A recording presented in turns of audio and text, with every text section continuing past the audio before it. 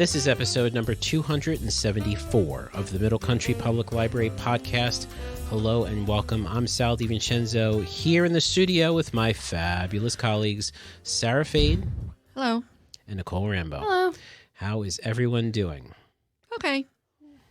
Good. As Nicole took a nice yawn. It's like, oh, it's another episode that we're recording here. So let's jump right in. Who would like to go first this week? I'll go first. Fine. Yes, don't all rush up at once. Yeah. Okay. No, Sarah, what do you have for us this week? Okay, so it's Asian American Pacific Islander Month. You guys know that? Yes. Yes. Yeah. You So, know something about that, don't you, Sarah? No, I don't. No, nothing about it? Nothing happens to me special during this month. Unfortunately, I don't get an extra check from the government. I don't get a raise. I don't get extra cakes or cupcakes. Nothing. You'll have to get her extra cakes and cupcakes. Not even cakes and cupcakes. These are extra ones. Yeah. So, yeah. However, I did print out some stuff because I did a little research online saying, what's going on today, you know? I think one time I discussed some famous Asian Americans, but whatever. So, key fact, this is from the Pew Research Center. Oh, I love Pew Research. Yeah, Pew. Key facts about Asian Americans, a diverse and growing population. A record 22 million Asian Americans trace their roots to more than 20 countries in East and Southeast Asia and the Indian subcontinent. I don't know if you know this, but I get very annoyed because all of this is political and oftentimes ridiculous how they figure out who is what, who they call what, Right. what color is who, and all this, et cetera, et cetera, et cetera. Because, like, you know, what country is above China? China is like Mongolia and then Russia. Yeah. Mongolia. However, Yeah. where's that magical line that says Russians are not, you know? Right. Yeah. And Especially that border there. yeah, it's ridiculous. It's just ridiculous. So, and then I was reading up on it, and some people say it's from when the British colonized India, which is how they get Middle East, Southeast, Right. and all this nonsense. Yeah. Because what is the middle? The middle of what? It's not the Right. middle of the earth. Yes. You know? Yeah. So it's all a little ridiculousness, and different people have different Right. feelings about it all. But for the general month, we are considering Asians Yeah. to be. For the month of May, at least, you. Yeah, we have Asian American Pacific Islanders, which consists of, here we go, like we said, 20 countries in India. And the 19 largest Asian origin groups in the U.S. together account for 97% of the nation's total Asian population. So 97% of the Asian population in America are from the 19 Asian groups. Asian groups. Okay. Okay. And they all live in Flushing. Incorrect. They all live in California. Yeah. Like half of the Asian population Really? in America live in California. Wow. Wow. Yeah. The U.S. Asian population is projected to reach 46 million Okay. in 2060. Okay. Wow. 2060, yeah. So it's a ways away. But we're still one of the smallest minorities. Oh. Yeah. I didn't realize that. Multiracial and Hispanic Asians comprise of 14% and 3% of the Asian population in the U.S. respectively. Not a lot of Asian Hispanics. And what are Asian Hispanics? Filipinos. Oh, that's Oh. right. Okay. Yeah. So 6 origin groups make up 85% of all the Asian Americans. Oh. Okay. Okay, so what do you think is the first biggest group? I'm going to say Chinese American. Correct. Second biggest group. I'm going to say Korean American. Indian. Okay, the other one is... You're not going to get it. Malaysian Americans. Vietnamese. Oh, Vietnamese. Then we go to Korean, Okay. Japanese, Yes. and then others. Oh, that's a shame. They put the others. Just Well, others. it might be Yeah. biracial or Right. Yeah, very indigenous. Chinese Americans are the largest Asian origin group in the U.S., making up 24% of the Asian population, or 5.4 million people, which if you think of how many people are in the U.S., that's not a lot. Right. No, No, it's it's not. not. Yeah. Yeah. So the next two largest are Indian Americans, who account for 21%, or 4 million. Okay. And the Filipinos, who account for 19%, or 4.2. Mhm. Vietnam, 2.2. Korea was 1.9 million, and Japan is close 1.5 million. Yeah. Nearly half of U.S. Asians live in the West, 45%. Wow. Yeah, That's so nearly amazing. third in California alone. California had an Asian population of roughly 6.7 million in 2019. By far, their nation's largest. It was followed by New York, Okay. 1.9. There you go. Who do you think is the third state? The third state. I'm going to guess Texas. You are correct. Yeah. Yes. Why'd you guess Texas? I would not have guessed Texas. I just again one of the YouTubers I follow. That's where his family settled. So yeah. 1.6. So they're very close to New York. Yeah. New Jersey is I 958. feel like Texas is oddly alluring for many people. I guess Yeah. because it's I- huge. I don't know. Like you would think it wouldn't be because of what like comes out of there sometimes, but like it is.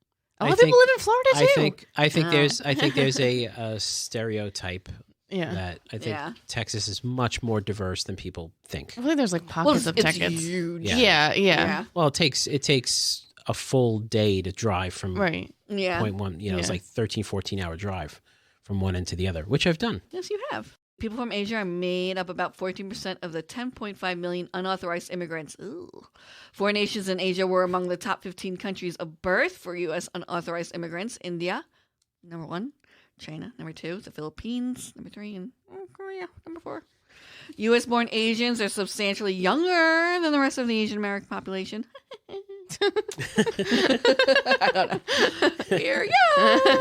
Okay. Overall, 72% of all U.S. Asians were proficient in English as of 2019, meaning they either spoke only English or spoke the language very well. Interesting. Yeah. Interesting statistic. So nearly all U.S.-born Asians, 95%, were proficient in English, compared with 57% of foreign-born Asians, which would Oh, make okay. sense. sense. Yeah. yes. Yeah. Right. Yeah. It doesn't take a genius to Yeah. figure that one out. I feel like Okay. they throw. It's like, look, we need like 4 more statistics. Yeah. Yeah, It's an odd thing to measure. Yeah. Like. Yeah, well, I hope so. I think that will be statistically high in all. Right. Yeah. Interesting. That's Interesting. an interesting article. Yeah. Yeah, Interesting stuff. Yeah. So, Cool. just So- a little tidbit about the Asians in Yes. America. For those of you who don't know any Asians.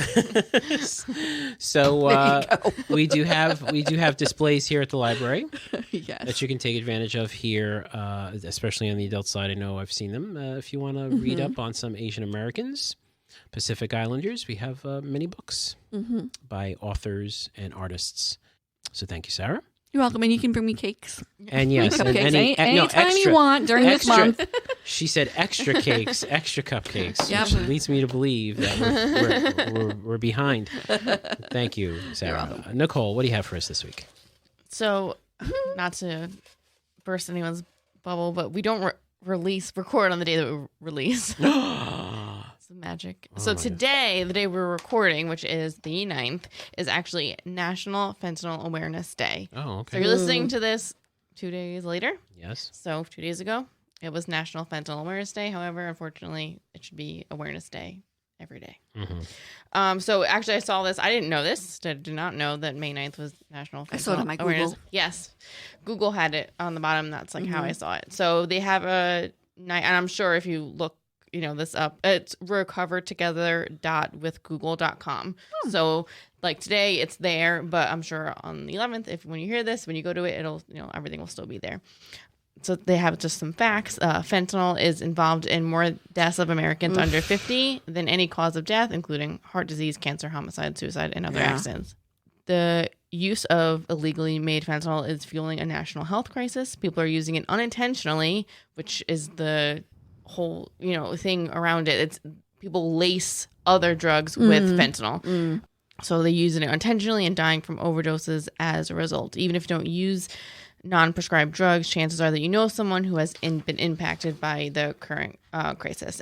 One of the questions is, how is this different from other drugs? And it says even small doses of fentanyl, as small as 2 milligrams, equivalent to 2 grains of sand, can be fatal. And some drug dealers are adding fentanyl to other commonly used street drugs. So again, people are dying from unintentional fentanyl use. They don't take fentanyl. They take cocaine, which is laced with fentanyl, something like that. It's a potent lab-made opioid, up to 50 times stronger than heroin. Jeez. So it's a national crisis, but more specifically to home, it is a New York crisis, and then it's a Suffolk. It's really bad in Suffolk County, even worse than Nassau County. So there was an article that came out last year in March of 2022. Suffolk officials said there were 415 fatal overdoses in the county in 2021. How many? 415. Wow. Including 134 suspected deaths that they hadn't confirmed yet at the time. And in 2020, so that was 2021. And then 2020, there were 411. And in 2019, there were 345. Obviously, that big jump happened during COVID. That really compounded an already a crisis even worse. The article goes on to say that many of those struggling with anxiety and depression during the pandemic turned to drugs and alcohol to numb their pain, which is why the increase in number. And then that number is likely, to grow. It says nearly 2/3 of those deaths nationally, according to CDC, were caused by fentanyl, a cheap synthetic opioid. Again, that's easy to manufacture and smuggle in. Drug dealers are lacing heroin and cocaine with fentanyl here on Long Island as well. And then there's a opioid data dashboard for the New York State. Again, this is a little bit more recent. This is from 2022, I think, and overdose deaths involving synthetic opioids other than methadone, so this includes fentanyl, has worsened. It's at 23.1%. Suffolk is higher than all of Long Island and all of New York State, and it's getting worse. Long Island, like Suffolk County, has a little web page that will list, and then New York State actually I think has a really nice one. It's the Office of Addiction Services and Support, and they have a kinship care toolkit. So it goes, because a lot of these people who are struggling have families, they have children. So for caregivers of children who have been affected by addiction or overdose, they have a whole toolkit that you can look at, and it's very well put together. And then also the national government, they have one as well for Health and Human Services. They have some information. I thought the New York State one looked really nice, easy to navigate, and everything. Sesame Street, sesameworkshop.org, they have a parental addiction thing as well, website. Carly is one of their characters, and her mom, I believe, struggles with addiction. So that's a character that they brought onto the show because it is, I won't say so common, but it is something that kids are dealing with nowadays because, of what's happening. I've met families who have, it's grandparents now who have care of their grandchildren because either tragically they've died or they're in recovery or whatever the case may be. So it's something that we see here at the library, Al-Anon is pretty famous, right? So and they have Alateen, so that's for alcohol, families who have family members who have alcohol addiction, and they have Nar-Anon and Narateen, so that's for narcotics. So there's things you can look into. We have, Long Island has their own chapters and everything. And then there are some books, actually picture books, that kind of touch on the topic. So there are a lot. The ones we have here, we have Up and Down the Mountain, Helping Children Cope with Parental Alcoholism. It's a children's book, so you can read it, together. We have A Terrible Thing Happened. And this is so the raccoon sees something terrible happen, and it's kind of how he becomes anxious and angry, and then he talks to a counselor about these emotions. So it's kind of showing how you can lead to becoming, you know what I mean? And so that's kind of so it's not, it doesn't necessarily become an addict, but that's kind of a way to talk to your kid about it. And then there's My Big Sister Takes Drugs, and I Wish Daddy Didn't Drink So Much. These are by Judith Vigna, and the titles are very exactly what they are, but the kids see, what it is. So, it's something to look at. I would say as an adult, you might want to take these books out first, kind of read them yourself, go through them and see how you're going to talk to your kids about it. Use the toolkit from the website to kind of help you navigate that. But, it's a sad topic, but it is, we have Narcan training here. So, it's something that we definitely discuss in the library, helping people, with addiction, or what to do if you see someone overdosing. You can give Narcan to anyone you think is overdosing, even if it's not fentanyl, it's not going to hurt them. So, if you can go to trainings yourself. The county has trainings, throughout the year. And they give you Narcan to have on you. So it is sad and depressing, and hopefully it'll get better, especially with awareness. So, yeah, today's National Fentanyl Awareness Day. Okay. Well, thank you, Nicole, for making us aware. Yeah. Stay tuned for next week's episode if you want to hear more about drugs and drug use. I will say, I don't know if you guys are fans of John Mulaney. He's a comedian. Yeah. Did you see his last special that he just released? Yeah, and I thought it was really good. Yeah. No. And he people are fans of his. Like, he was addicted to cocaine and pills, and he went through recovery. It's like during COVID, and so his new special is about that experience, and it was good. So, you know, you can definitely come out on the other side. Obviously, he is a rich and famous person. He has access to whatever he needs to help him get there, you know, and I do think that he kind of talks about that. I don't think he understands that that's the case, you know, but it is an example of someone coming out the other side, which is good. So. Yeah, he says his intervention had like 12 of the biggest stars in television. Star-studded. Star-studded intervention. Yeah. So. All right. Well, thank you so much, Nicole. Mm-hmm. And that does it for another episode. If you want to listen to older episodes or read our show notes, visit our website, mcplpodcast.com. If you're listening on YouTube, hit the like button and hit subscribe, because we have a lot more than just the podcast here on our library's YouTube page. And if you want to get more in-depth with our show notes, then you can go to our blog.mcplpodcast.com. And I did drop a hint that next week we will be doing a movie chat. Oh. So if you want to watch along and watch the film before you actually listen to the episode, next week we are talking about Cocaine Bear. Mm-hmm. So, National Cocaine Bear Awareness Day. So that is coming up next week. So for Sara Fade and Nicole Rambo, I'm Sal DiVincenzo. We'll see you on the next show.